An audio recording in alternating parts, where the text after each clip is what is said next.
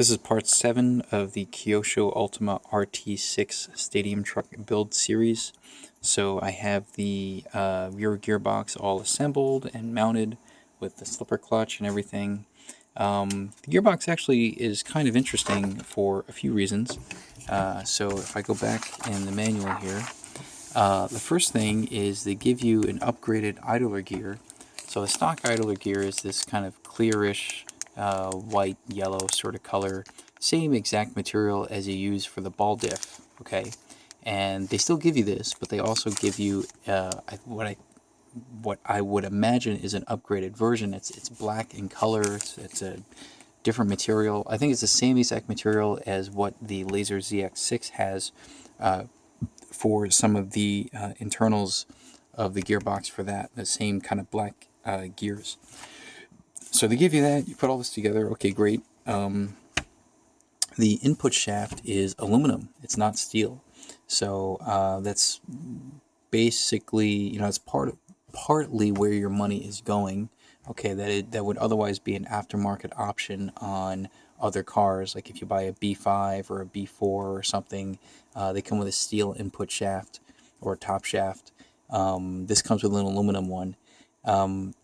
You don't necessarily need an aluminum input shaft, especially if you're running with a modified motor. Modified motors have plenty of power, so to overcome the rotating mass. But if you're running stock, then an aluminum input shaft is it can be helpful by reducing the rotating mass. I don't know many people that run stock stadium truck. I do hear that it's kind of popular out west in California. But at least here on the East Coast, stadium truck is obscure enough that anyone who does run it just runs it with a modified motor.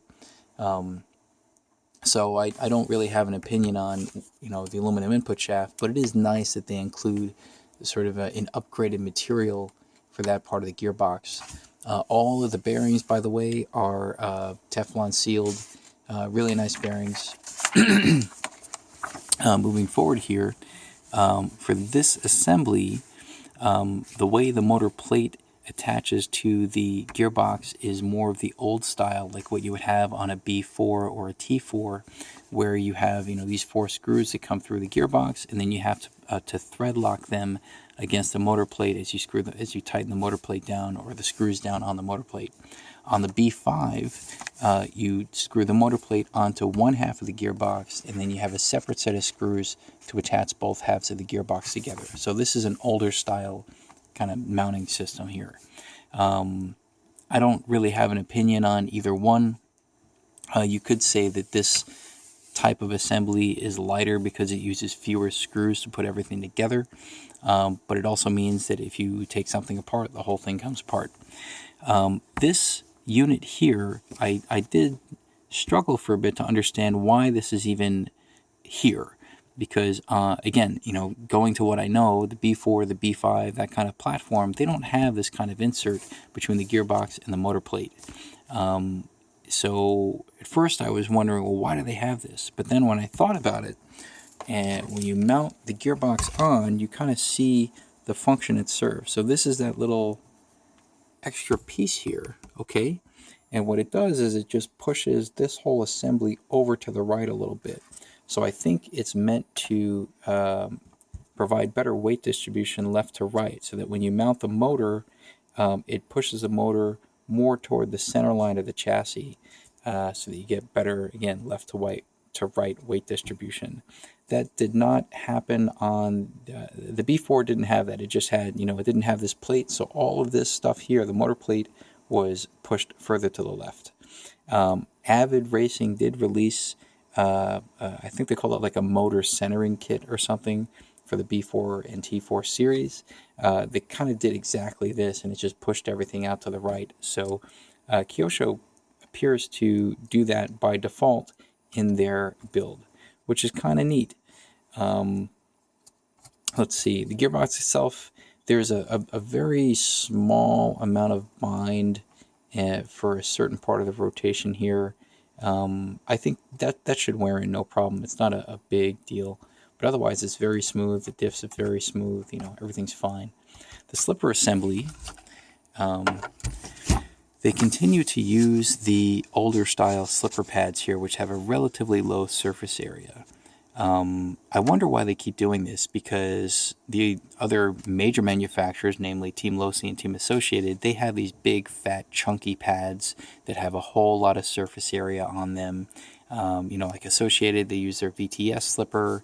If you get the factory-like B5M, or like with the Losi 22.4, they have like the high torque slipper pad, which is just a big, fat pad, a lot of surface area. This slipper doesn't have that. It just has this tiny little ring. And I think that this is the same exact part that you could use in the older laser, like the ZXR and the ZX. I think they have the same exact shape of slipper pad. So it appears they've been using this type of slipper pad for many, many years. And I guess it's been successful for them. Okay, great. I do wonder about the longevity of these. This is the first two-wheel drive Kyosho kit that I've had. All the other ones I've had were four-wheel drive kits. And generally with my four-wheel drive kits, I run the slipper kind of tight, or I don't really pay too much attention to it. But on a two-wheel drive kit, it becomes very important because it's used for traction control quite significantly. So we will see how this compares over time to some of my other two-wheel drive kits that have fatter, chunkier slipper setups. But anyway, it went together fine. And the slipper plates, by the way, these guys here are also aluminum. They're not steel. On other kits that I built, they're two-wheel drive kits, these are steel, as is the input shaft. So it's nice that they're basically trying to go towards a lightweight drivetrain here, which is very cool. The gearbox itself, mounts in after you've already built the rear, about half of the rear suspension roughly. So you just kind of pull back, this bumper here, and the gearbox kind of slots in. And there are two screws here, and then two on the bottom, so 6 screws total that secure the gearbox. Each pair of screws is a different size. So this is a 3x6, this is a 3x8, and the ones on bottom are 3x10. So if you take it apart, make sure to organize those screws, and make sure you know which ones go where. So that could be a little confusing otherwise. Okay, so the next thing to do is, the rear hub carrier with the drive shafts and the quick release hubs here on the back. This will go together pretty much exactly the same as in the front, so I don't think I need to review that all over again.